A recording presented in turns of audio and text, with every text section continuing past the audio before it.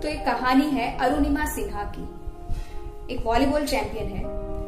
2011 में जब ये लड़की लखनऊ से दिल्ली जा रही थी ट्रेन में, तो जनरल डिपार्टमेंट में कुछ लुटेरों ने उसकी गोल्ड चेन छीनने की कोशिश करी। कुछ लोग थे उसके आसपास में, लेकिन कोई उठा नहीं उसके लिए।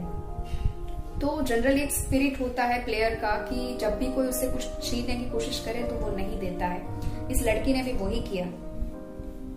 तो लुटेरों ने उस लड़की को चलती ट्रेन से बाहर फेंक दिया, और जैसे ही बाहर फेंका, सामने से दूसरे ट्रैक पर एक ट्रेन आ रही थी। उस ट्रेन से वो लड़की टकराई और नीचे गिर गई।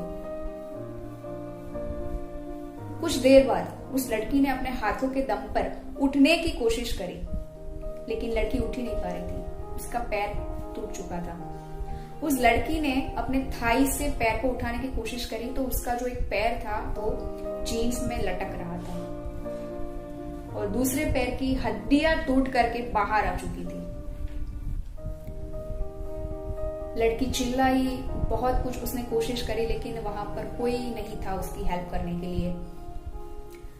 पूरी रात वो वहां पर ऐसे उसने गुजारी। और इतना ही नहीं, रात में कुछ चूहे, वहां पटरियों पे जो चूहे होते, वो चूहे उसके टूटे पैर को कुतर रहे थे। सुबह हुई। सुबह को गांव के कुछ लोग आए, उन्होंने उसको उठाया और बरेली डिस्ट्रिक्ट के हॉस्पिटल में उसको ले जाया गया। वहां हॉस्पिटल में कुछ डॉक्टर्स एंड नर्सेज बातें कर रहे थे बीच में। लड़की को कुछ दिखाई तो नहीं दे पा रहा था, लेकिन वो थोड़ा बहुत सुन पा रही थी।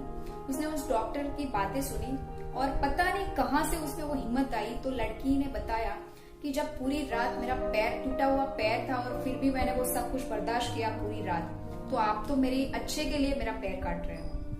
और वो डॉक्टर खुद उसको ब्लड देने को रेडी हो गया। पहली बार किसी डॉक्टर और नर्स ने अपना एक यूनिट ब्लड किसी पेशेंट के लिए दिया था उस दिन। और उसका जो था ट्रीटमेंट शुरू हुआ, और लड़की जो है धीरे धीरे ठीक होने लगी। तब तक तो सब ठीक था, और उसके बाद पता चला लोगों को कि लड़की जो है नेशनल चैंपियन है, वॉलीबॉल चैंपियन है। तो जैसे ही लड़की 4 महीने एम्स में रही, उसके बाद न्यूज़पेपर देख रही थी एक दिन, तो न्यूज़पेपर में था कि लड़की ने टिकट ना होने की वजह से ट्रेन में से वो कूद गई। कुछ न्यूज़पेपर में था कि लड़की ने सुसाइड करने की कोशिश करी। अब ऐसा जब उसने देखा न्यूज़पेपर में, तो वो लड़की शॉक हो गई थी। वो कुछ कर नहीं पा रही थी, हॉस्पिटल के बेड में थी। उसने बताने की कोशिश करी, उसको फैमिली वालों ने बहुत ट्राई करी कि वो चेंज कुछ करे इसमें, लेकिन कोई नहीं सुन रहा था उसकी।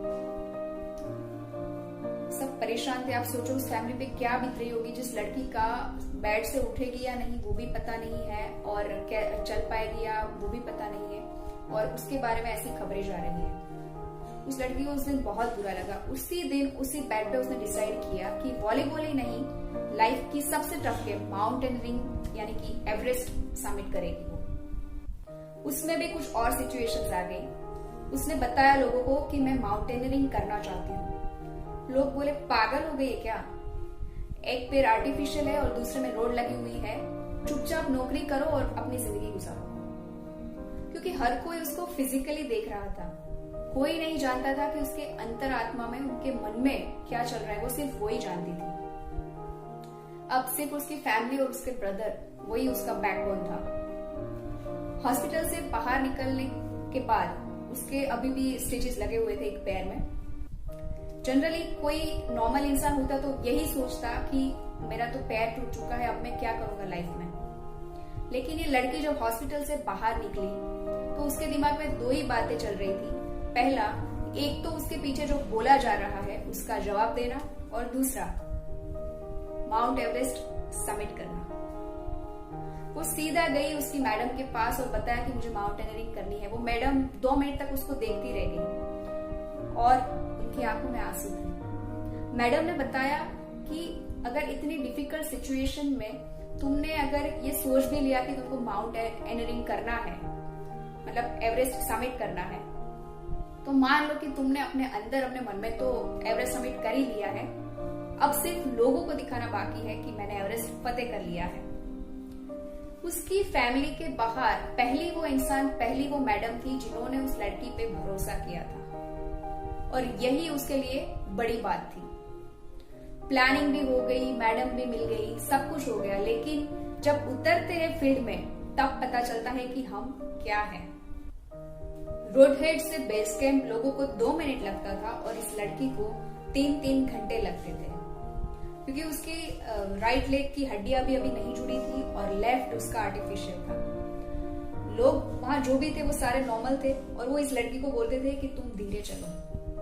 इसको तकलीफ होती थी, वो सोचती थी कि यार मैं इतना भी नहीं कर पा रही, मैं चल भी नहीं पा रही हूँ।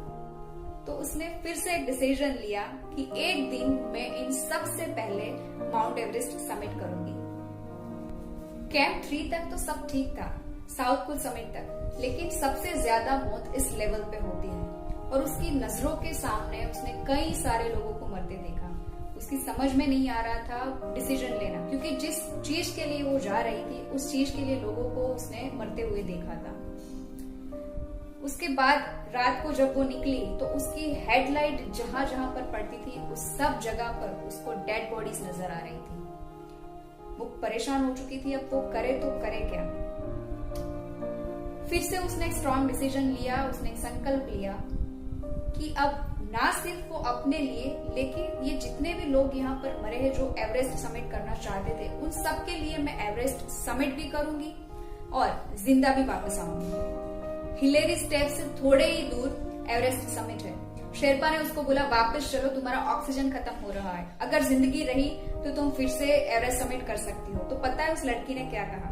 उस लड़की ने कहा कि जिंदगी में ऐसे गोल्डन चांस बार बार नहीं मिलते हैं, और अगर ऐसे चांस मिलते हैं तो या तो हम उसको पकड़ के रखते हैं और या तो छोड़ देते हैं। और कुछ उसकी माँ की कही हुई उस बातों को वो याद कर रही थी कि जिंदगी में कभी कभी कुछ ऐसी सिचुएशंस आती है जहां पर आप सिर्फ अकेले होते हो। तो एक बार जहां पर आप खड़े हो ना, वहां से पीछे मुड़ करके देखना।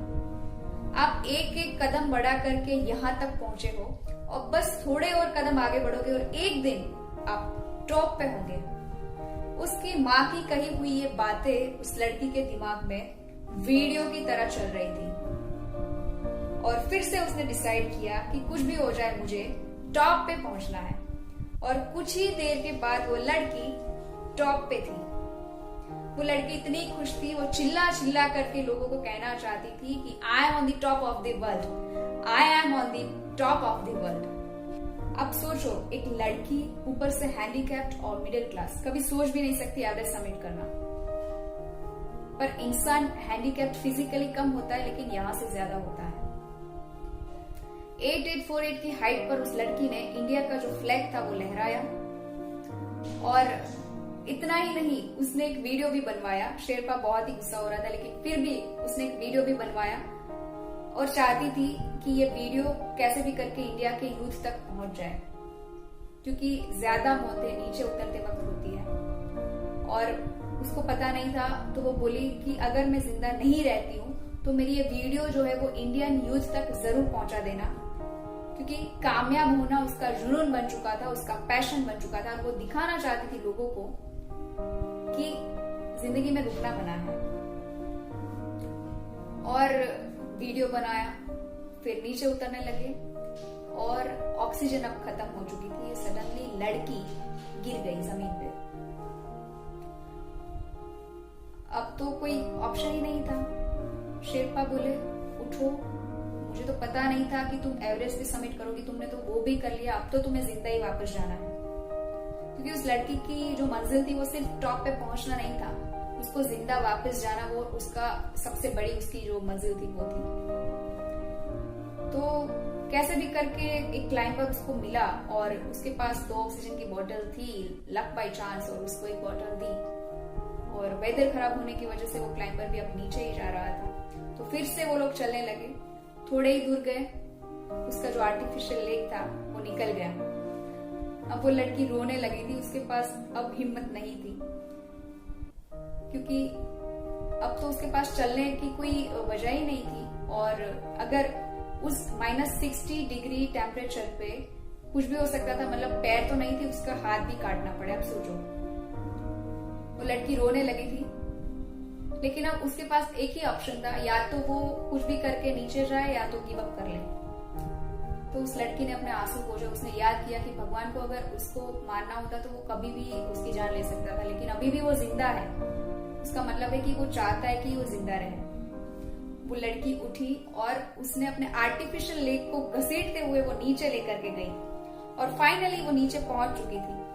तो वहां के जो लोग थे उन्होंने पता है क्या कहा, वो बोले कि तुम जिंदा हो, हमें तो लगा था कि तुम रही ही नहीं। वो सरप्राइज थे और उसने उस मोमेंट को बहुत ही ज्यादा उन सब लोगों के साथ सेलिब्रेट किया और वो बहुत स्पेशल मोमेंट था उनके लिए भी और पूरे इंडिया के लिए।